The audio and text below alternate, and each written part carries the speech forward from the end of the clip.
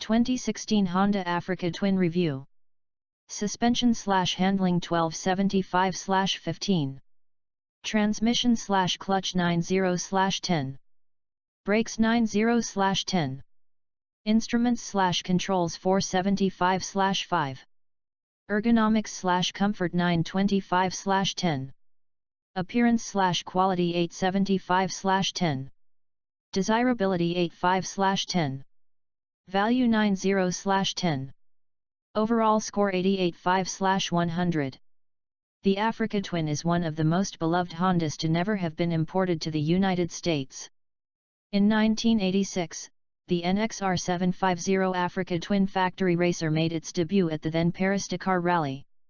The bike was powered by a V-twin engine, while the rally largely took place on the African continent, hence its Africa Twin namesake. Following racing success in the epically grueling rally, Honda produced the XR 650 Africa Twin in 1988 and 1989, which used the same 647 cubic centimeters V-twin engine as the Hawk GT, then followed by the XR 750 Africa Twin from 1990 to 2003 for foreign markets. 13 years after discontinuing that model, Honda has revived the Africa Twin moniker for 2016 as the CRF 1000L, and this one is destined for the USA. The Paris-Dakar Rally is now known as just the Dakar and has relocated to South America due to safety concerns in Africa. So too has the new Africa Twin moved on, a parallel twin-engine configuration replacing the V-twin of the old XR 750. Of course, everything about the CRF 1000L is new, especially the ones outfitted with Honda's second-generation dual-clutch transmission, DCT. Sticking to the Africa Twin's historical roots, Honda chose South Africa as the launching site for the company's new flagship ADV bike, a two-day riding smorgasbord of asphalt, dirt, water, mud, rocks and rain. Occasional wildebeest, baboon, and eland sightings ensured we weren't mistaking the semi-arid deserts of South Africa for the very similar ones of Southern California. DCT-equipped models were of the tricolor persuasion, a color scheme, not coming stateside, nod to the original 1988 XR 650 Africa Twin. In South Africa, left is the correct side of the road. Day 1 riding was largely confined to asphalt and stock tires, and divided between the pre-lunch hours aboard the manual transmission model, while post-lunch was all DCT. Knowing that DCT would later command complete attention, the M-time slot was spent focusing on the Africa Twin's essential performance characteristics and technologies. The 998 cubic centimeters parallel twin, while significantly more powerful than the V-twin it's replacing, is certainly no fire breather. Honda's claim for the new Africa Twin's twin is 93.9 crank horsepower at 7,500 rpm, and 72.3 lb-ft of torque at 6,000 rpm, enough to spin the rear tire on asphalt or dirt but not poised to steal any performance thunder from the likes of KTM's 1190 Adventure. The new engine's low 10.01 compression ratio should help it equal the bulletproof reputation and low maintenance for which its predecessor was renowned, and allow it to run on low-grade fuel while also keeping the amount of engine braking low. Increasing the engine's performance envelope will be a simple matter of farming the aftermarket for performance upgrades such as a pipe, cam and pistons. The parallel twin configuration was chosen because it allows for tight packaging, and increased mass centralization. The handling benefits are a bike that feels lighter than its 503-pound claimed wet weight. Power production from the twin is a steadily increasing flow of horsepower and torque with no noticeable dips or peaks. Like the CRF 450R, the CRF 1000L uses a unicam head to more efficiently operate its 4 valves per cylinder, as compared to a DOHC design. Standing on the side of the road watching other journalists conduct photo passes provided audible proof of the great job Honda did making the 270-degree, firing parallel twin and stock exhaust sound exceptionally throaty. All Africa Twins are outfitted with Honda selectable torque control, traction control, and ABS brakes. HSTC has 3 levels plus off. An index finger switch on the left handlebar provides a rider easy, on-the-fly selection between all 4 settings.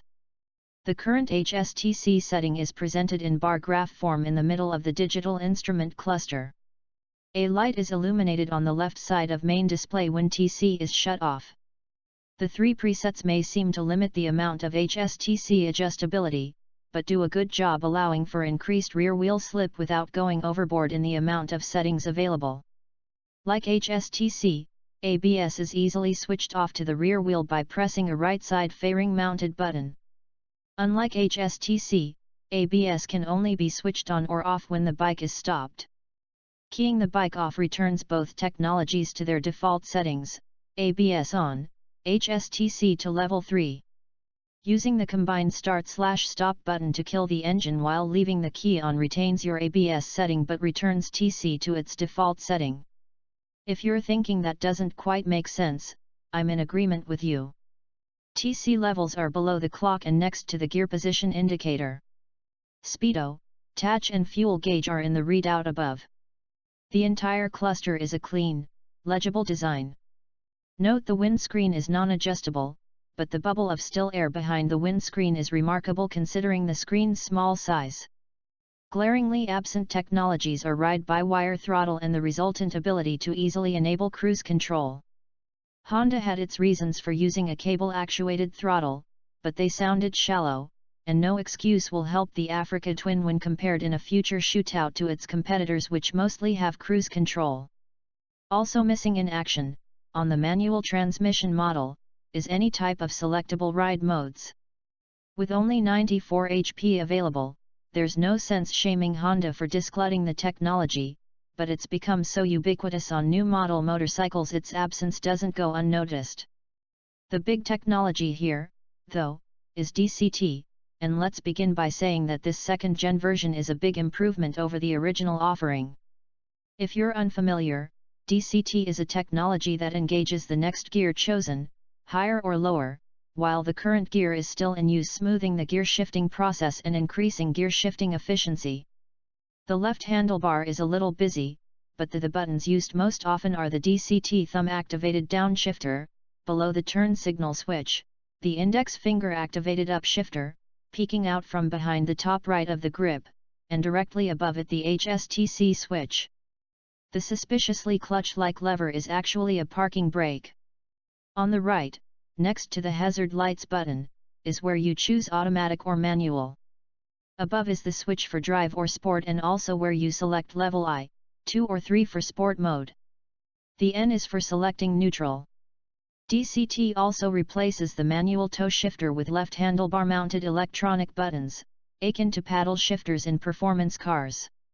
A rider can choose to manually select a gear with the index finger, upshift, button, or thumb, downshift, button. There's also an automatic mode with 2 variations, drive mode and sport mode. D mode is for fuel efficiency while S mode is for increased performance, holding onto gears longer and higher into the rev range. At any time a rider can choose to override the automatic settings by selecting a higher or lower gear via the handlebar buttons. The blue and red coloring indicates the dual clutch and each clutch's corresponding gears, one for gears 1, 3, 5, and the other for gears 2, 4, 6. DCT models, 524.7 lbs, weigh an additional 22 pounds. New to DCT on the Africa Twin are the 3 selectable levels within S mode. Whereas level 2 remains the same as the previous DCT, level 1 provides slightly less aggressiveness than level 2, while level 3 provides slightly more aggressiveness than level 2. Unlike ride modes on other motorcycles, none of these selections change the way in which power is delivered, they affect the characteristics of the DCT transmission, which is useful depending your riding style, type of road, road condition, and, of course, if you're on asphalt or dirt.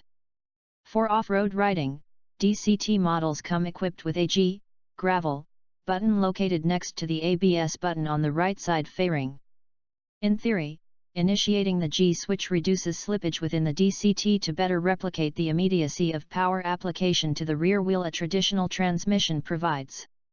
Riding a DCT model you can feel the difference between having the G switch engaged and disengaged. I preferred the G switch on, but when ridden back-to-back with a standard transmission model, there remains a slight delay, the manual transmission feeling more directly connected to the rear wheel. I'm an early adopter of new technologies, and previous experience with DCT bikes certainly helped with me being comfortable so quickly on the DCT Africa Twin. By the end of 2 days of riding, I found myself choosing to be aboard the DCT model, on asphalt or dirt, in automatic, Sport 3 mode. If I desired a gear other than what DCT had chosen, it was only a quick push of a button away. The new DCT also compensates for when you're traveling uphill or downhill by monitoring throttle opening, speed, engine RPM and gear position. The result is that, when traveling uphill, the DCT will maintain a lower gear to ensure there's enough drive to overcome the increased drag and, conversely, will downshift sooner when traveling downhill to maintain a consistent amount of engine braking. What DCT does not compensate for is the times when you need quickly pop the front end over a rock or log. Yes, with a hard pull on the bars and full turn of the throttle the front up comes up, but not as easily as finessing a standard issue clutch. Otherwise, slow maneuvering in tight situations is performed well with the DCT, better when the G switch is turned off. How's riding with the updated DCT?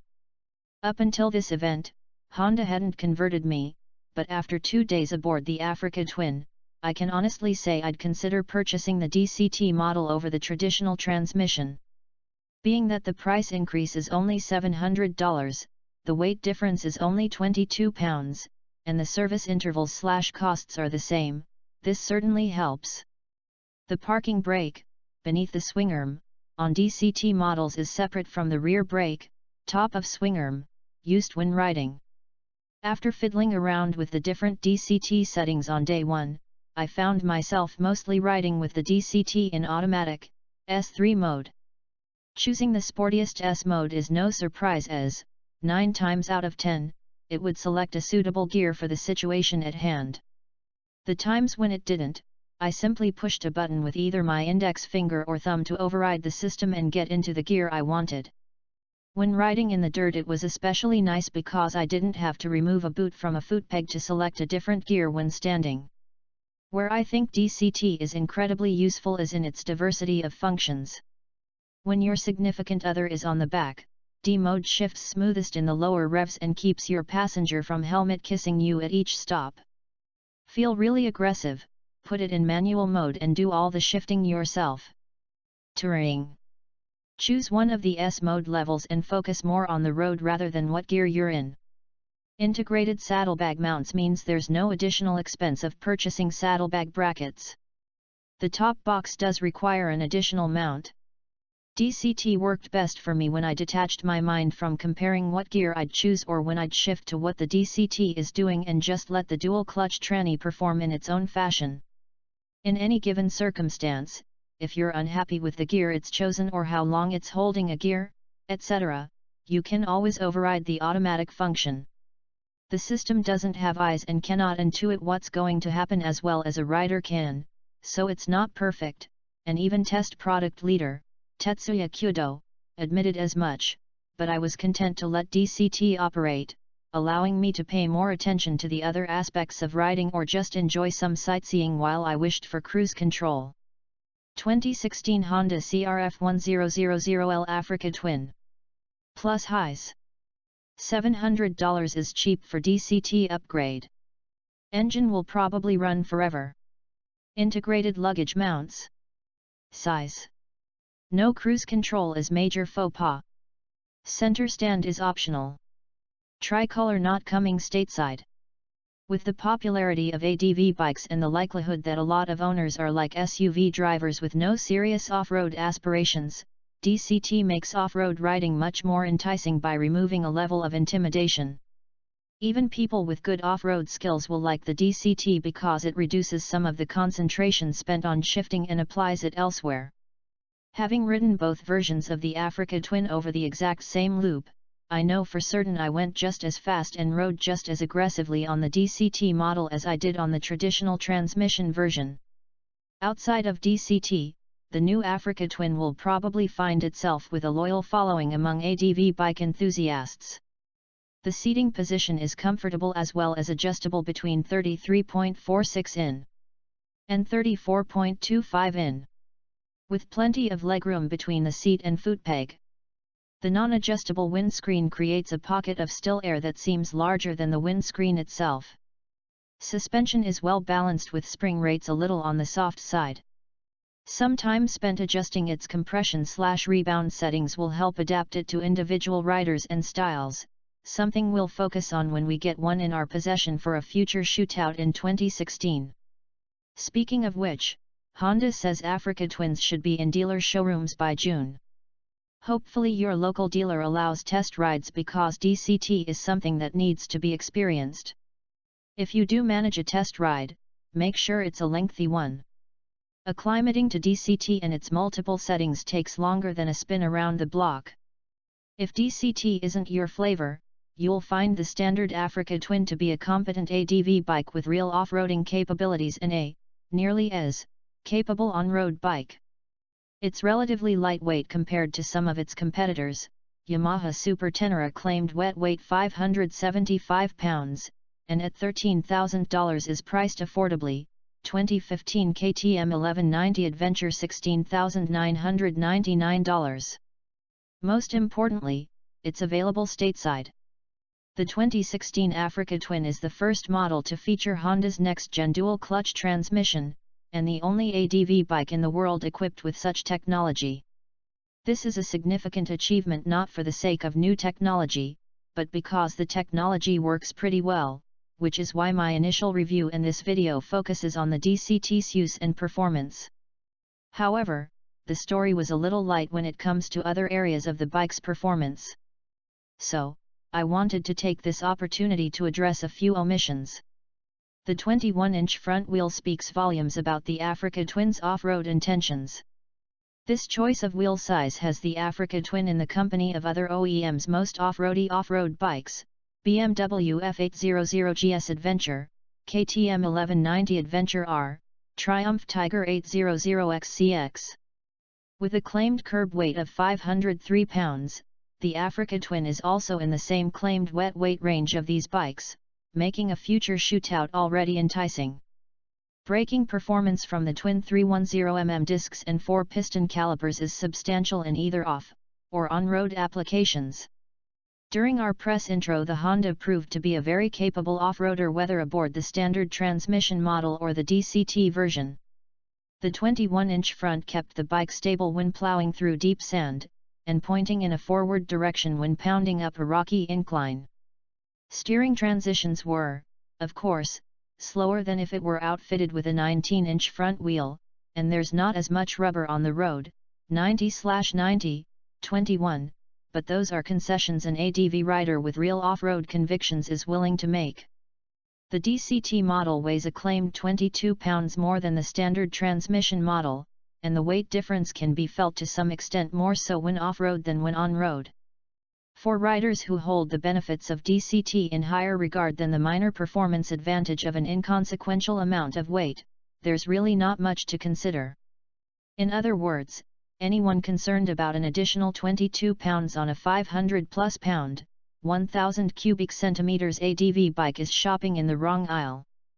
The new parallel twin powering the Africa Twin is amazingly smooth, lacking enough handlebar vibes to not be an issue over long distances on paved two-laners. What it also lacks is impressive horsepower.